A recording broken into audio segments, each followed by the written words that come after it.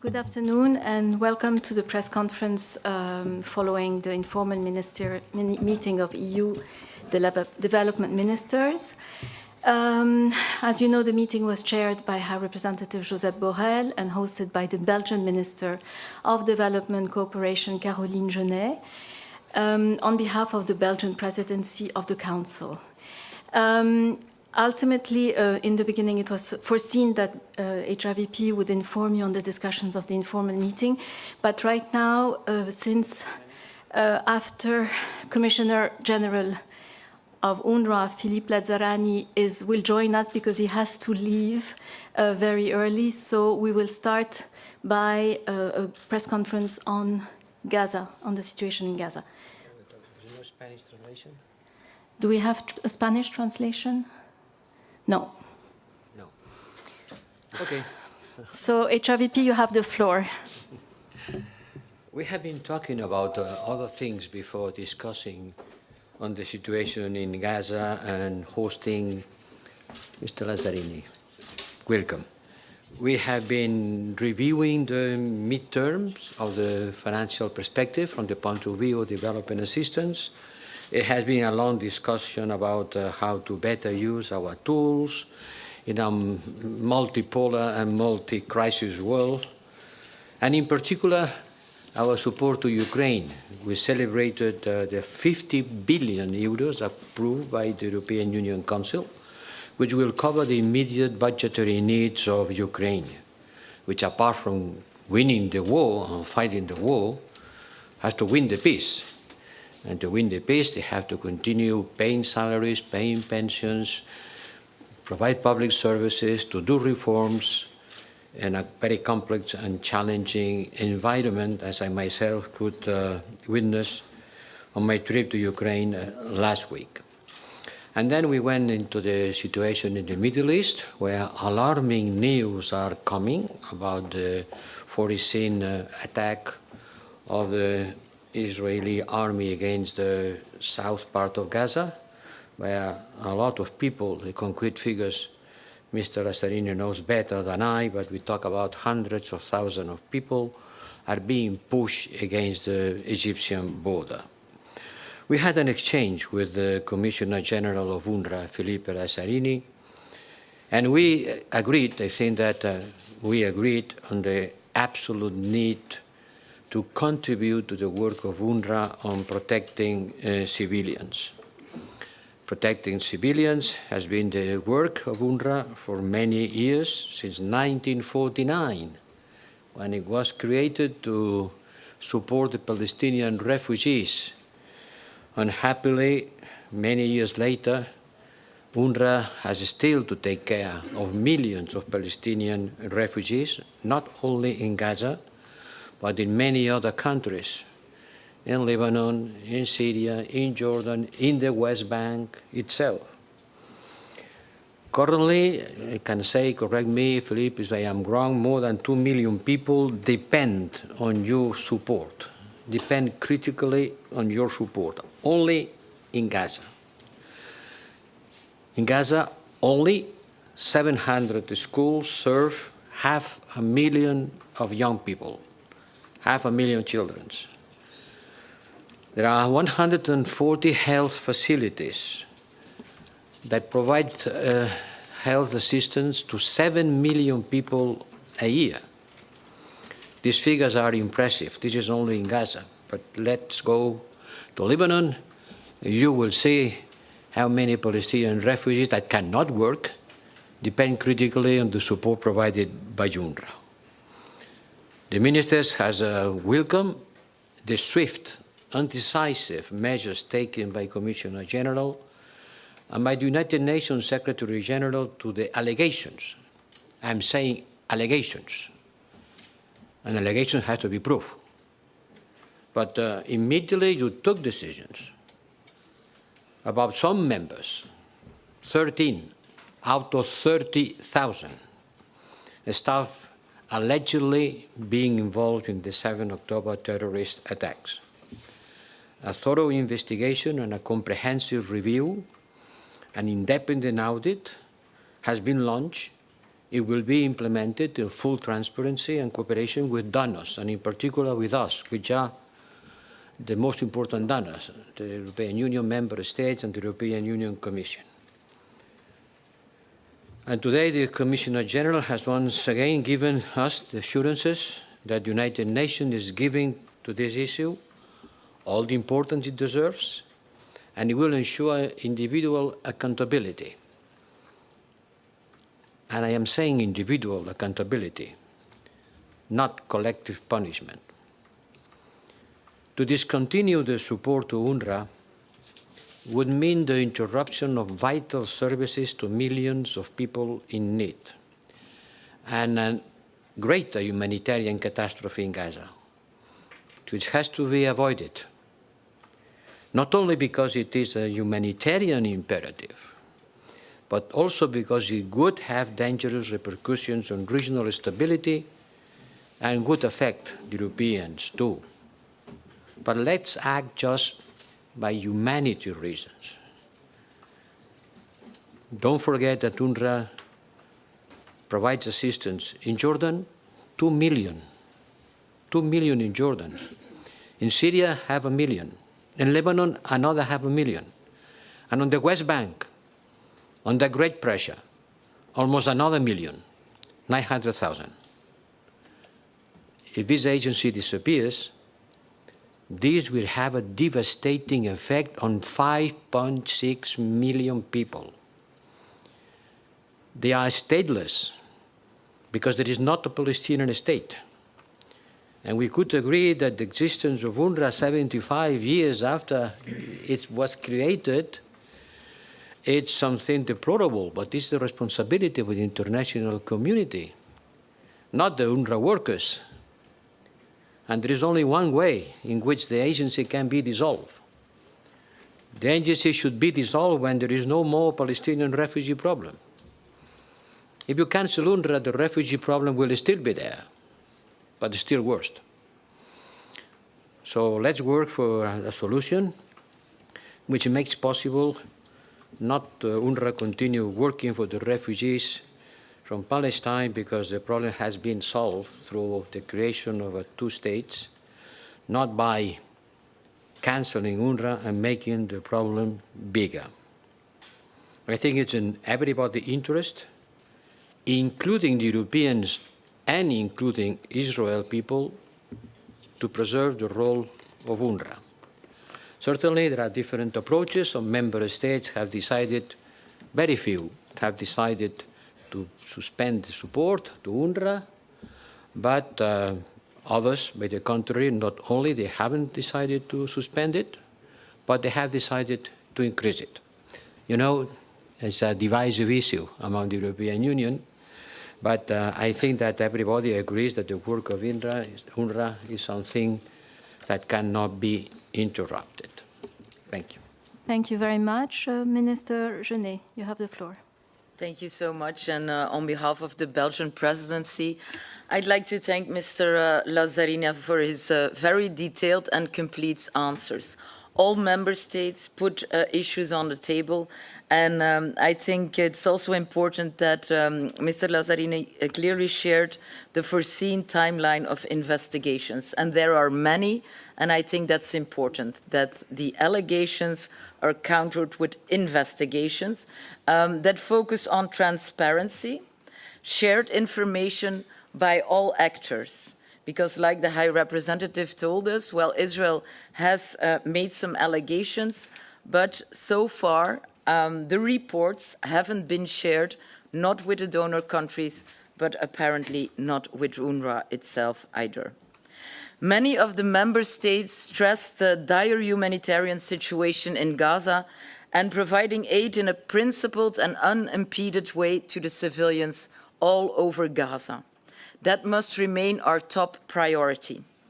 Many member states also stated there is no alternative for Gaza and that we must prevent funding gaps. The Belgian presidency welcomes the agreement on this point.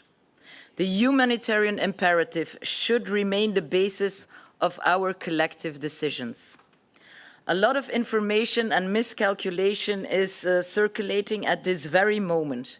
I can testify that the Belgian Development Agency's building inside Gaza has been destroyed on the 31st of January. We asked for clarifications to the Israeli ambassador to Belgium, but so far we didn't get any information. So we call strongly upon all parties involved to be transparent and to provide all the necessary information needed also for all the investigations to come to terms with allegations. There was also agreement amongst the member states that full transparency is needed from all sides, from UNRWA of course, but as donor countries also from all parties. At this very moment, like the High Representative said, more than 1 million Palestinians are trapped in Rafah, facing an imminent attack from the Israeli army overground, ordered by the Prime Minister himself. These people have nowhere to go, and a full-scale offensive would lead to a humanitarian catastrophe and many, many more deaths, many, many more wounded. This announcement came within weeks after the International Court of Justice decision to impose provisional measures asking Israel to prevent the loss of civilian life and ensure that more humanitarian aid is delivered in Gaza through more accesses, not only through Rafah, Kerem Shalom, also through Erez. That's what we are calling for. The only thing what is certain is that this brutal violence must stop, that the hostages must be released immediately, that we call for a ceasefire, that the Belgian presidency will call upon the member states to step up their support for UN-coordinated humanitarian aid efforts so that we can fulfill our international duties under the provisional measures ordered by the ICJ. I'm strongly convinced that international rules-based order is at stake here, and I think we can't let people in a dire humanitarian situation down. And you know what? If we want to dissolve UNRWA, maybe Mr. Lazzarini wouldn't even care a bit today because he has a difficult job. If we want to resolve the agency, there's one very credible solution, and that's a two-state solution, so that basic services also in the Palestinian territories can be provided by a Palestinian state aside an Israeli state. Thank you so much. Thank you. And now you have the floor, Commissioner General Lazzarini. Yeah, thank you, High Representative Borrell and Minister Jeunesse. In fact, I will have very little to add when it comes to Gaza, but just to let you know that indeed we started our discussion about the situation in Gaza.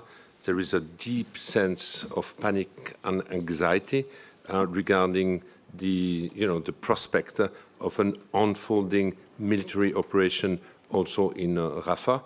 As we all know, the price the civilian population has paid is unspeakable. We talk about 5% of the population which has been either killed, either injured, or who is missing. More than 100,000 people, up to a population of 2 million, and this in only 4 months. We also know, based on what UNICEF says, 17,000 children are separated from their parents, no news about their parents, and we also know that the Gaza Strip has a pocket of acute food malnutrition. We talk about possible starvation, possible famine, especially in the north, where we have an estimate of 300,000 people and where we haven't been able to organize a convoy since the 23rd of January. At the same time, because of the pressure and the military offensive taking place right now, it's becoming more and more difficult to operate in Rafah itself. Yesterday, for the first time, the UN could not operate with a minimum of protection, which was the local police. And because we had no local police, our trucks, our convoys at the border have been looted and trucks have been vandalized by 100 of young people. The last remaining, I would say, protection to keep a minimum of civil order, which was the local police, might not be functional anymore, since many of them have been killed over the last few days and are more and more reluctant to be seen in these convoys. So the coming days will tell us if yes or not we will be able to continue to operate in an extraordinary challenging environment. I also briefed the member this morning about the number of restrictions the agency is under now. Restriction most of the time that we hear through social media or through the media, but not necessarily directly. For example, we have a consignment of food for 1 million people for 1 month in Ashdod. Contractors have been instructed not to handle and move this food because it is for UNRWA. You have heard that the VAT taxes exemption has been lifted for UNRWA. You have heard that the local bank has decided to freeze the UNRWA account. You know already about the difficulties staff have about the visa, which are not granted anymore on a yearly basis, but only on a 1 or 2 months basis. And last but not least, there will be a bill which will be tabled this week at the Knesset, aimed at ending the UNRWA operation in Jerusalem, and the vote will take place this week. So this is a little bit the environment we are operating right now. I brief also the member today about the allegation, and I think, High Representative, you stress we talk about allegation. We have an investigation which is now carried on by the Office of Internal Oversight Services in New York, and we have asked and called for full cooperation from the Israeli authorities to share with the organization proof or indication or evidence about this horrible allegation. You might remember, and this was said, the day I have learned about this allegation, I have taken the exceptional decision to sack the 12 people based on allegation, not on proven evidence. And a number of people have questioned the absence of due diligence, but in reality, and they named it a reverse due diligence. Now we hope that the OIOS investigation will be completed in the near future. Besides that, we have also decided to initiate a review by external institute, Free Scandinavian Institute, under the chairmanship of former Foreign Minister of France, Catherine Corona, which will be looking at all the mechanism of risk management of the agencies on issues related to neutrality, which means on all the issues related to behavior of the staff, political affiliation, allegation regarding a tunnel, allegation regarding a weapon, all this kind of allegation. How does the agency respond to this? What are the preventive or awareness measures being put in place? And once an allegation is credible enough, how is this investigated, and how is this after that dealt with the agency, and what do we put in place to prevent the recurrence of this kind of situation? So this will be the task of this independent review. We hope that in 1 month we will have already preliminary observation to be shared with the agency, and by the 20th of April we should receive the final report, and as an agency we are committed to implement the recommendation of this review. I had also this morning discussion with members of the Commission about the EC contribution, 82 million euro, which is due at the end of beginning of March, in March sometimes. There have been few conditions or expectations which have been laid out that we have discussed. One of them is an audit, a pillar assessment, especially on the issue of recruitment. The second one is related on the reinforcement of internal oversight mechanism, and the third one being the vetting of the staff working with UNRWA. The discussion was very constructive. There is a mutual commitment to find ways to address them in order to make the release of this contribution possible. Now, I have a lot of questions about what does this pause and suspension mean. Collectively, the total amount being paused for the time being for 2024 amounts about $450 million, and we are now engaged with a number of a country to look at what are the expectations to allow the release. Obviously, many of them are keen, and I understand, to get also the feedback or the outcome of the ongoing review, but also of the investigation per se. Now, people are asking what will be the impact now, because you all know that there are a lot of calls in Israel for the dismantlement or termination of the UNRWA presence. What does it mean, and what would it mean? So maybe a few points. One, on the acute humanitarian response, as you indicated, Minister Genet, there is an expectation from the ICG that we increase our collective capacity to respond to the most pressing humanitarian needs.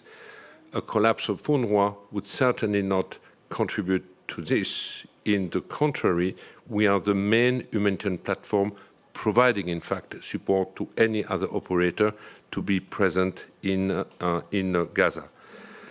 But beyond that, I truly believe that a decision of this nature would be extraordinarily short-sighted. Why?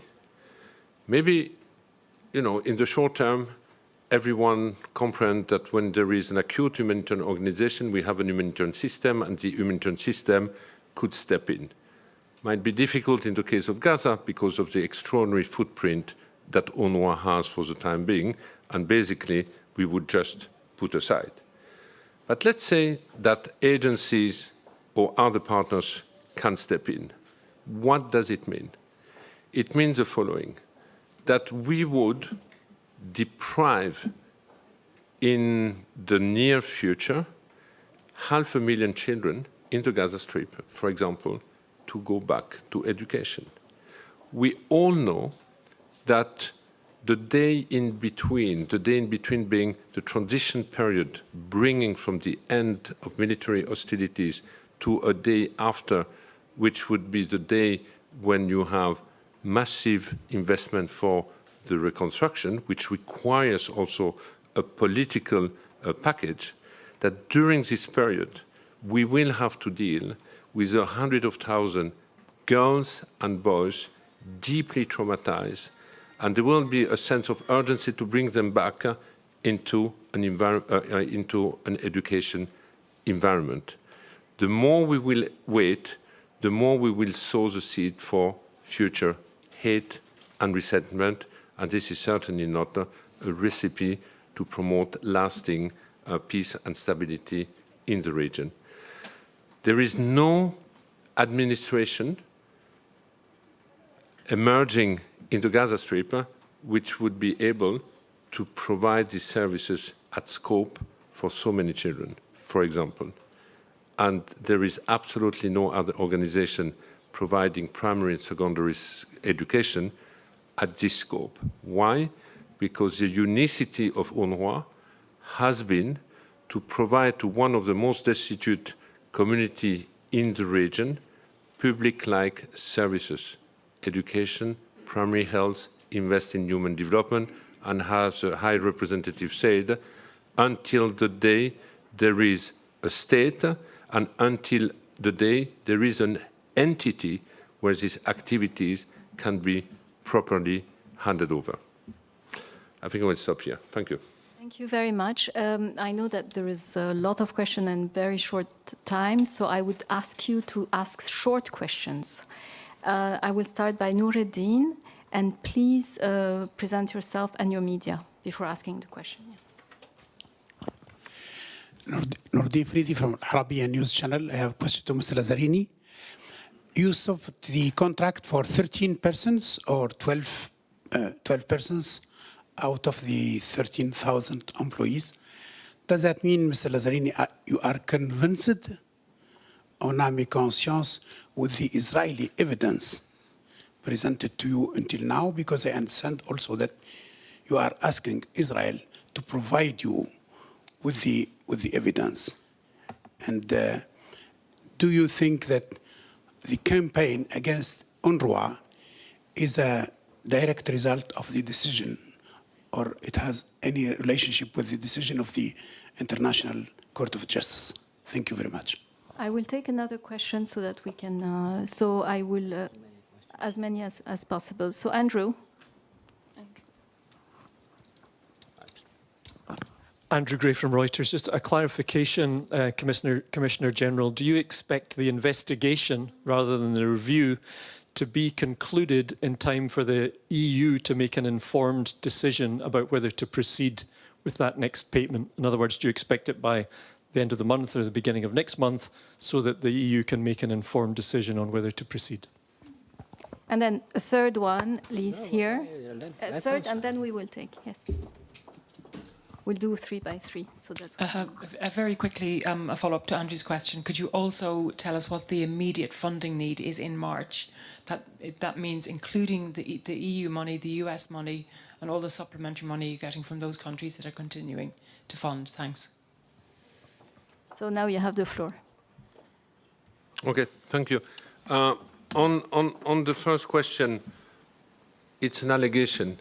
I have say that this allegation is so serious that it requires swift action. The swift action having been taken has not only been the sacking, but has also been the call for internal investigation directly called by the SG and directly led by New York. That basically was my firm intention. Not more than that. It's an allegation I am calling for, and I hope that the Israeli authority will cooperate with OIOS investigation team to provide evidence, but not only the government of Israel, but anyone else who has evidence to share with the investigation team. On the timeline, I don't know. This is an independent investigation. They will take the time they need to complete a proper and independent investigation. Is this related to the EU decision? Well, the Commission will answer this question, but the discussion I had this morning was more focusing on three conditions or expectation that they have laid out until now, which are the audit, which is the reinforcement of our internal mechanism, and which is the issues related to the vetting of the staff. And sorry, there was also a question about the money. The Commission contribution is absolutely critical because it's $82 million expected beginning of March. If we would have had no pause or freeze of funding, our cash flow would have been good until the end of July. Our cash flow will suffer as from now, as from the month of March. It will be negative, expected negative 30 to 40 million in March, but then it will be significantly negative as from April, and basically just to cover salaries of 30,000 staff across the region, we need at minimum 60 million just per month to process the salaries. So that's a little bit the timeline. If you need more information, we can share more, but you know, it changes also all the time because it all depends on the nature of decision some of the donors have taken. HRVP, you wanted to say something? No, as you know, I am Vice President of the Commission. Maybe you're reminded. The Commission has never asked for the investigation to finish, but to be launched. Read the statement of the Commission. Read the statement of the Commission. We asked for the investigations, in particular the one on the audit and the screening, to be launched. Because we are clever enough to understand that this cannot be finished in 20 days. So to be launched means to be launched. To be finished means to be finished. And the statement of the Commission says clearly to be launched. And certainly it is something that member states will follow closely because it's an important issue for our foreign policy. Okay, we'll take 3 more questions. Mose? Here. Yes. Very short, please. Yes, thank you. Moussa Plot from Brussels Times. I would like to ask a question to Mr. Lazzarini, but also related to your other as donors, perhaps. These serious allegations seem to indicate that there is a dilemma, some kind, for UNRWA and other, let's say, humanitarian organizations to operate in an area like the Gaza Strip, which is ruled by a terrorist organization, or as you call them, the de facto authorities, because of the risk of being, let's say, compromised or infiltrated even by that organization. And then I remember that High Representative Borrell said among your plans, remember those famous no's, 6 no's and yes, that there is no place for Hamas in Gaza the day after. The question now to Mr. Lazzarini is, do you agree with that statement, or do you have any other, let's say, idea how to operate in such environment if Hamas is not removed from the power in the Gaza? Thank you. Lauren? Yes, High Representative, just on the what you said about the investigations being launched. You've asked for pillar assessments. There was one done a year ago, when you remember in October as well, when Commissioner Vaheli asked that there was an inspection of all the Palestinian funds. Well, UNRWA was looked at again there. It seems really political, and I'm just wondering, we know there are divisions among member states. It seems there are divisions within the Commission, or perhaps, Minister, you could tell us who are the countries that are making the biggest objection to moving forward on these funds that we all agree are quite desperately needed. Thank you. And the lady in green, and then we'll take another turn of questions. My name is Inge Franke from VRT Belgian Television. Commissioner General, a question. The Israeli government is asking today to UN agencies operating in Gaza to help with the evacuation of the Palestinians in the south. Can and will UNRWA assist with this? Evacuation where, sorry? Sorry? Evacuation to Egypt? I don't know. I'm just I don't quoting know. the question of Okay. the Israeli government to Okay. help evacuate. Thank you. Okay, maybe we can answer these questions before another round. Commissioner Lazzarini. Yes. On the first question, it's very well known that since 2005, Hamas took over power in Gaza. And since 2005, any activity taking place in Gaza is taking place in an environment which is and was under the authority of Hamas. Now, I just want to share something with you. I know that we know that the government of Israel or certain voices want the liquidation of UNRWA and in Gaza, and I told you what I believe might be the impact and might be a mistake in terms of collective peace and security effort in the region. We have been criticized quite a lot about our education, which is in fact using the curriculum of the Palestinian Authority. I have to tell you that a lot is extraordinarily good in this education. We are the only one having had a human right curriculum for the last more than 10 years, at minimum. We are the only one who have reached gender equality. We are the only one really promoting critical thinking. Because of that, and because of the fact, for example, in summer we have summer camps where people can come to play sport, to do art, to do dancing, music, we have been constantly criticized by the Hamas and seen as a cultural danger for them.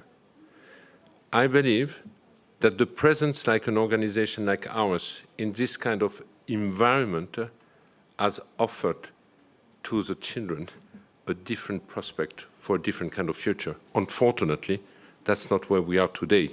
And I think we all acknowledge the horror and the disaster in which we are in today. But this is basically what UNRWA can offer. When we had the summer camp last summer, there were 20,000 kids who went into the Hamas summer camp.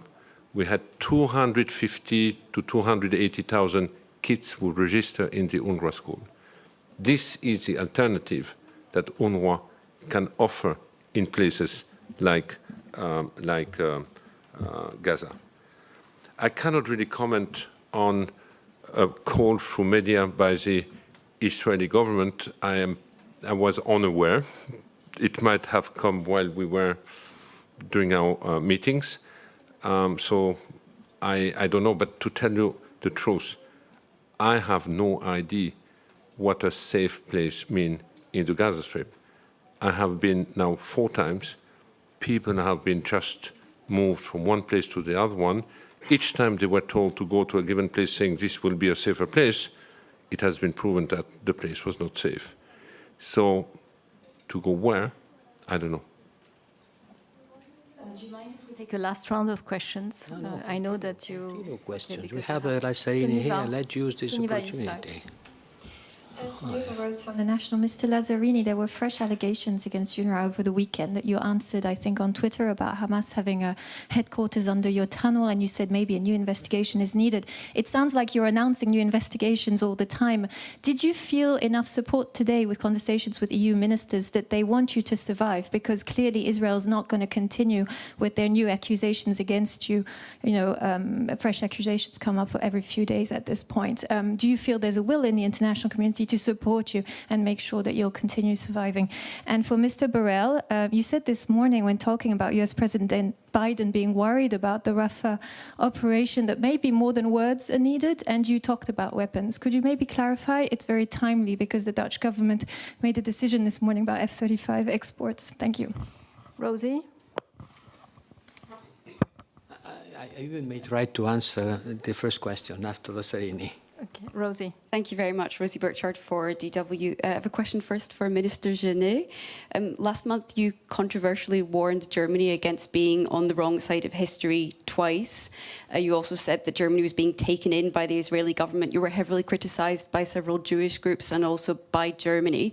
What was your message to your German colleague today? And then to the Commissioner General, you're trying to restore trust and to convince donors to resume payments. You sacking staff members hasn't worked. Do you think your own personal resignation could be a step toward restoring that trust? Is that something you'd consider? Thank you. The lady in green? No, you don't want any more? So, okay. Commissioner General Isabel da Silva from Euronews. I'd like to ask if you have a contingency plan to which operations you would reduce or stop altogether if these audits don't finish in time for you to have the funds. Will these activities be reduced only in Gaza but also in the other regions? And also in your visits to the Gulf states and other partners, are you getting money from other donors to compensate the one that has been suspended? If I may, for High Representative, regarding the weapons that you suggested during the doorstep, that maybe the US should revise the selling of weapons to Israel. Do you have any specific comments from Washington on that? Thank you. And you. Merci beaucoup, Andrea Stark, Télévision Suisse. Je vais poser ma question pour M. Lazzarini en français. Des voix s'élèvent pour réclamer votre démission, pas seulement en Israël, mais même dans la politique suisse. Pensez-vous à démissionner, M. Lazzarini? Okay, now you have the floor. Thank you. Well, I mean, there have been twice. No, I have no intention to resign. We have one government calling for the resignation. We might have other voices, but I haven't heard any other government. And for the time being, as long I do believe we can continue to make a difference, I will continue to do this. Now, on the question of investigation. Well, in the discussion I had today with the minister, I reminded that since the beginning of the war, we had more than 200 incidents involving UN premises. Hundreds of people have been killed. Thousands have been injured. We vacated the north on the 12th of October, and since we have heard that many of our installations were either used by Hamas fighters or used by the Israeli army. I do believe, and here we talk about United Nations premises, places which were supposed to shelter people fleeing the conflict. Yes, I think that at the end of this war, we need an independent board of inquiry to look into all these allegations, whether we talk about a tunnel underneath, whether we talk about targeting or involuntary targeting of premises, or the use for military use of our premises. That's also something we collectively should be outraged by a blatant disregard of not only UN installation, but we have seen the same with hospitals, we have seen the same with the other public, I would say, places, which normally should be protected by IHL. Was there another question that I forgot? The contingency plan for when you stop having enough funds, which operation will stop? You know, our mandate is to provide human development or education and primary health to Palestinian refugees across the region, in Lebanon, in Jordan, in Syria, in the West Bank, East Jerusalem, and in Gaza. We cannot say that Lebanon is more important than Syria, as vice versa. So all the activities, in fact, will be somehow impacted.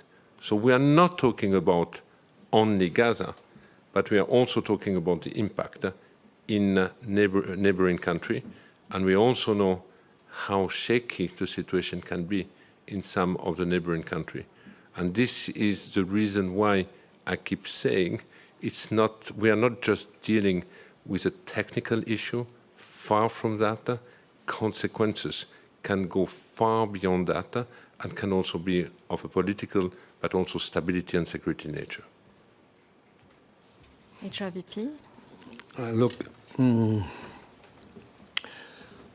my job is to try to unite member states. My job is not to blame and shame, saying, someone said, others agree, who is on the right side, who is on the wrong side. My job, a difficult one by the way, is to try to put all member states together in a common position. And I will not contribute to show up the divisions among us, which are quite clear. Quite clear, because when the moment comes to vote in the United Nations about the ceasefire, I think 17 or 18 voted in favor, 2 voted against, others abstained. So it's clear that there are different approaches. And about the funding of UNRWA, also there are different approaches, radically different. Some member states, I will not name them, said, I will increase my support. Another says, I cancel my support. Another says, I will not cancel it, but I will not launch new until clarification is being done. So I have to manage these polycentrical approaches among member states. But if I have to take the common ground, if I have to look at the majority feeling, I think that the majority clearly is understanding the fact that there is no alternative to support the Palestinian people than what we have in place and has been in place for 70 years or more with Hamas and without Hamas. So I cannot imagine a magic wand to say that tomorrow someone will come and provide the schools to have 1 million young people. We provide food to 7 million people. Come on. So we have to have on the other hand, it's true that the Israeli government, she doesn't hide his will of canceling the work of UNRWA. It's not a secret. Huh? It's not a secret. What I'm saying that allegations are allegations.